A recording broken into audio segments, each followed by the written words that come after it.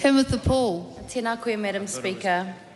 So today the government is introducing dramatic changes to rental laws in Aotearoa, and I want to be very clear about what these changes mean for ordinary New Zealanders. So at a time where homelessness, lower rents, I'll get back to you on how that actually goes as a renter.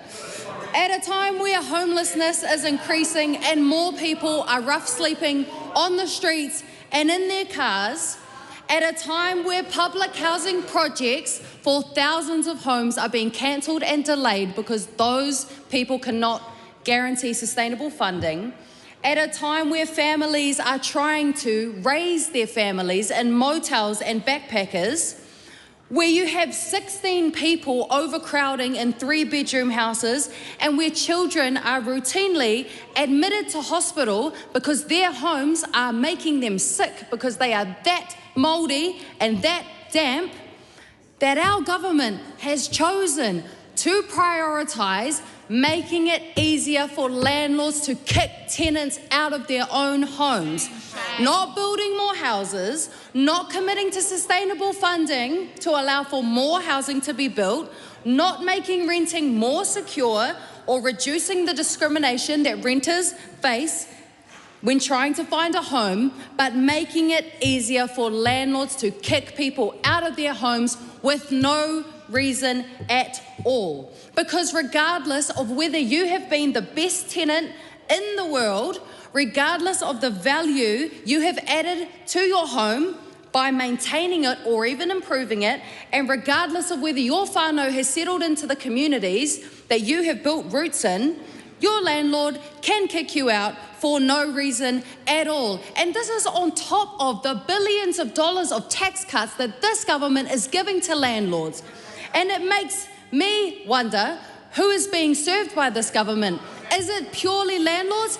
And what else do you expect when you elect a leader of a government who owns 7 houses at a time when people can't even make their rent? And Minister Bishop would have you believe that good tenants don't get kicked out. And this is a statement by a minister that is so deeply out of touch with the reality for average New Zealanders. Because I put out a call asking good tenants to share times that they had been unfairly evicted and received over 500 responses in less than 24 hours.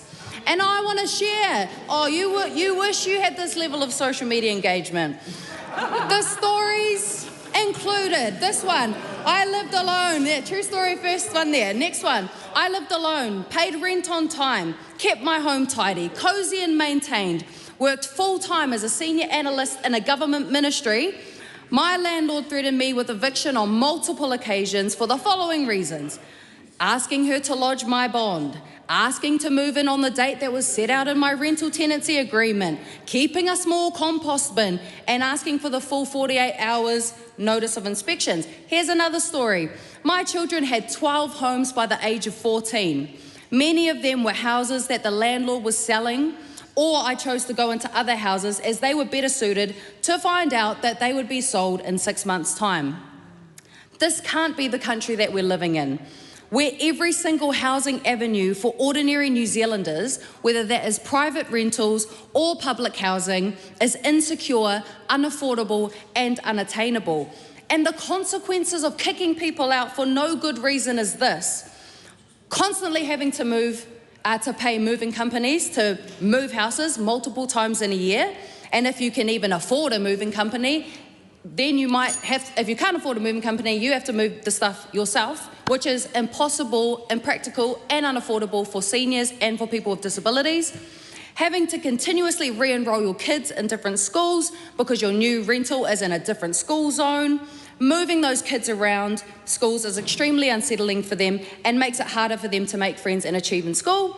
It means people are less confident in enforcing their rights, and it means worse health impacts and costs to our already under-resourced public health system.